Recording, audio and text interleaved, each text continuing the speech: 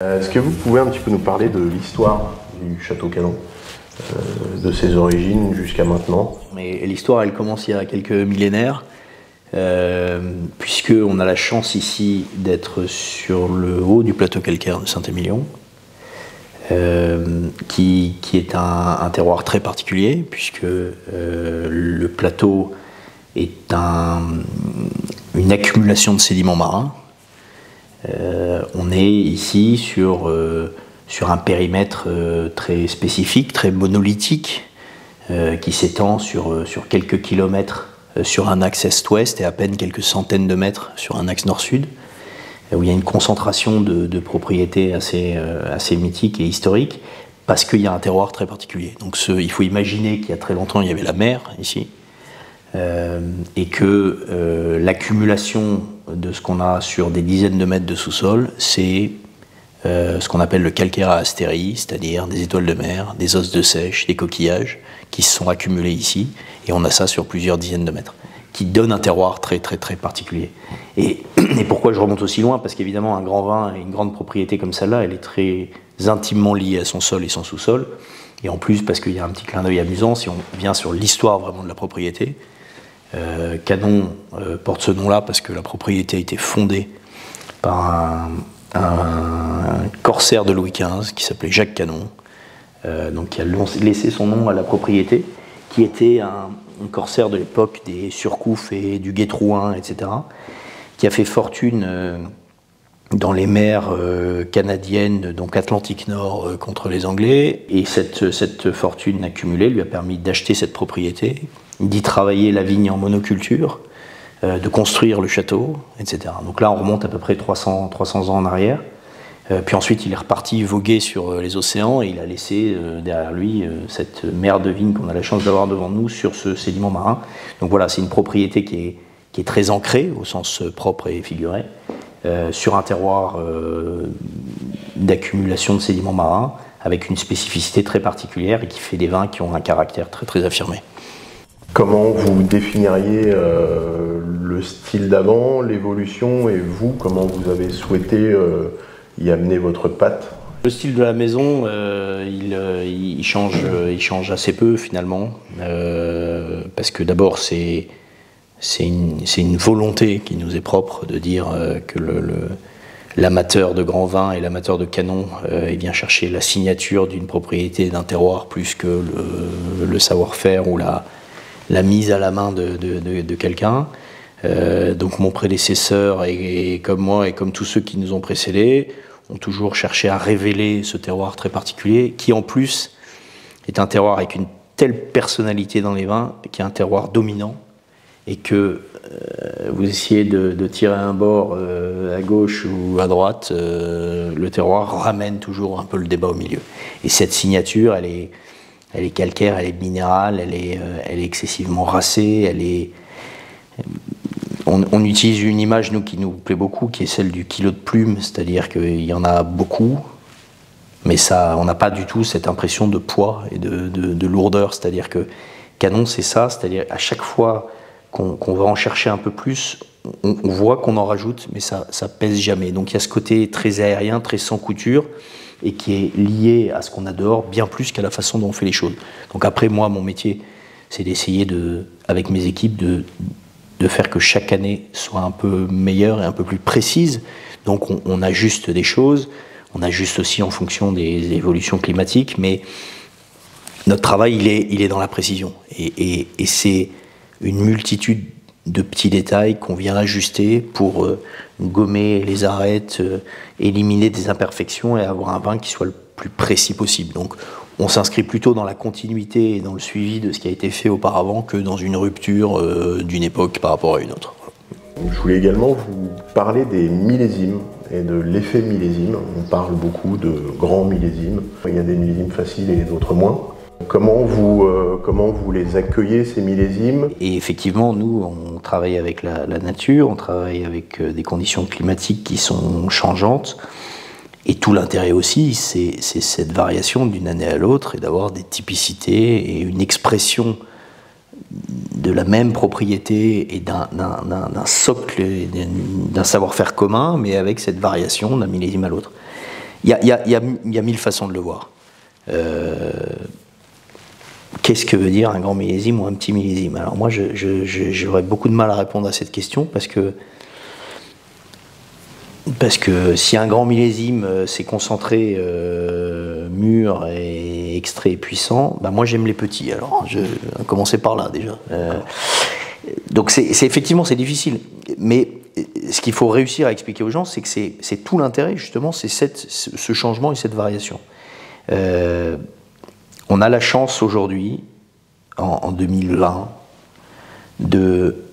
d'avoir beaucoup plus d'outils que ce qu'il y avait autrefois, d'un point de vue viticole et œnologique, pour venir équilibrer, accompagner, compenser les difficultés d'un millésime. C'est-à-dire qu'aujourd'hui, le mauvais millésime, il n'existe plus vraiment. Pourquoi? Parce que ce qui va vraiment altérer la qualité d'un vin, c'est le développement des maladies qui vont faire perdre du volume et qui peuvent, si c'est ramassé malade, apporter une imprécision aromatique, etc., etc. Mais ça, c'est forcément lié à un enjeu de volume. C'est-à-dire que si vous voulez faire beaucoup de vin, vous ramassez tout et des choses pas belles, vous ferez des vins qui sont pas bons. Mais aujourd'hui, il n'y a plus grand monde qui fait ça. C'est-à-dire que vous baissez votre volume, vous éliminez progressivement des choses, vous gardez ce qui a de l'intérêt, donc vous allez avoir des vins qualitatifs avec des volumes qui vont varier d'une année à l'autre. Ce volume va avoir un impact sur le style, parce que quand il y a plus de raisins, c'est plus dilué, plus frais, peut-être plus aérien. Quand il y en a moins, ce sera plus concentré. Donc il va y avoir des variations de style, mais pas forcément des variations de qualité. Et là-dessus vient le fait qu'il y a des millésimes frais, des millésimes chauds, des millésimes un peu moins mûrs, des millésimes plus mûrs, et qui vont apporter une variation de style. Donc sur un millésime moins mûr, on va avoir un côté un peu plus minéral, un peu plus végétal, un peu plus tendu. Il y a des gens qui aiment ça. Sur les millésimes plus mûrs, on va avoir de côté plus sucrant, plus charmeur, plus latin. Il y a des gens qui aiment ça, mais c'est une affaire de goût, c'est pareil. C'est très difficile de dire qu'est-ce qu'on préfère. Oui. Après, moi, je pense que la continuité de l'excellence d'un millésime à l'autre, ça parle de la propriété de son terroir. Par exemple, là, on a 17. 17, c'est pas considéré dans cette définition que le consommateur peut avoir comme étant un grand millésime. Moi j'adore ça, moi. Je trouve qu'on se fait terriblement plaisir à boire ça. Il faut pas perdre de... Enfin, chacun achète les vins qu'il a envie d'acheter et de boire cela. Il faut pas oublier quand même que c'est une boisson, c'est aberrant ce que je vais dire, qui est faite pour être bu. Oui. Voilà. Et qu'une bonne bouteille, c'est une bouteille vide. C'est pas une bouteille pleine pour les concours et les médailles. Celle que vous aimez, c'est celle que vous avez terminée. Et ça, c'est une bouteille qui se plie assez rapidement, en fait. Et c'est un peu le but du jeu. Donc, il y a beaucoup de vins qui sont très impressionnants. Vous en servez un verre, et puis vous regardez la bouteille au fur et à mesure du repas ou de la dégustation, vous apercevez que ça descend pas, les verres pas trop, etc.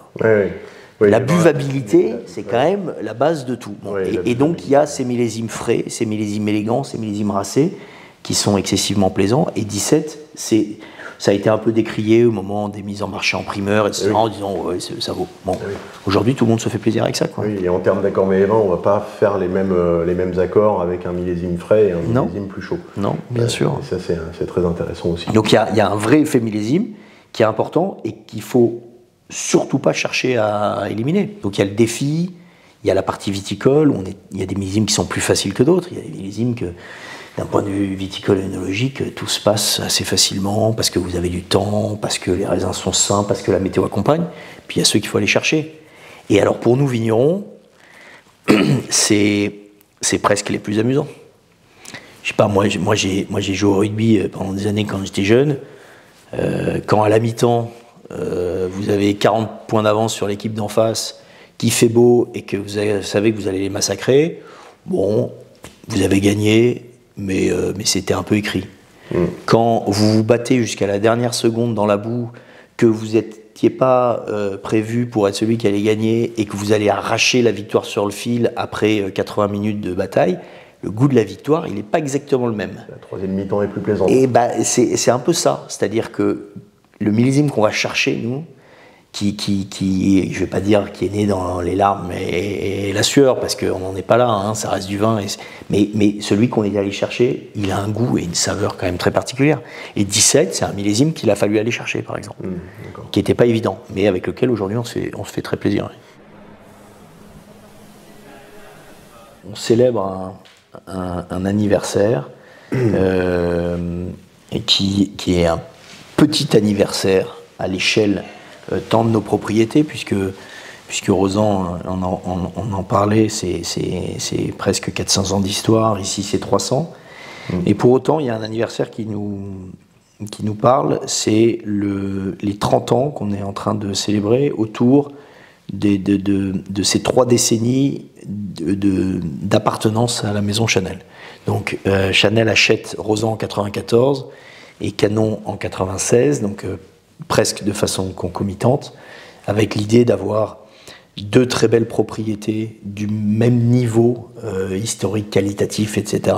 Une sur la rive droite, une sur la rive gauche, et d'être capable d'élaborer 2 vins très différents, puisque on a Rozan d'un côté qui est la mosaïque, on a un type de sol, 4 cépages, c'est l'expression de l'orchestre ou de la symphonie d'assemblage à la bordelaise, et de l'autre côté, sur la rive droite, on a un type de sol, donc une expression beaucoup plus monolithique, très soliste, de Canon. Donc c'est 2 grandes expressions presque opposées d'un point de vue de conception, mais qui se retrouvent sur un style et une expression dans ce raffinement, cette élégance, etc. Donc il y a un pied de chaque côté de l'estuaire, et il nous a fallu, je ne vais pas dire 30 ans, mais il nous a fallu presque 30 ans pour restructurer les propriétés, affiner les choses et ramener les propriétés au plus haut niveau historique de ce qu'elles ont toujours été, parce que les propriétés ont des cycles et que ça va, ça vient, etc. Et qu'aujourd'hui, 30 ans après l'acquisition par la maison, on est heureux de célébrer ces 3 décennies qui nous ont permis de tisser des liens entre Rozan et Canon et avec la maison. Et le sujet majeur, il se décline autour de 3 grandes valeurs, et c'est aussi pour ça que c'est 30 ans et 3 décennies. C'est le temps, le savoir-faire et la création, qui sont des valeurs qui sont communes à la maison Chanel et à nos propriétés, parce que c'est comme ça qu'on fait un grand vin. Il nous faut le savoir-faire quotidien, vigneron, vigneronne dans les vignes et dans les chais, la création qui va être autour des dates de vendange et d'assemblage, et puis le temps qui vient sublimer tout cet ensemble-là. Et donc la maison Chanel aujourd'hui nous permet d'avoir ce temps, de faire des très grands vins, et donc on est heureux de pouvoir célébrer ces 30 ans d'appartenance qui nous inscrivent dans la durée, qui nous permettent de faire des vins d'exception. Voilà.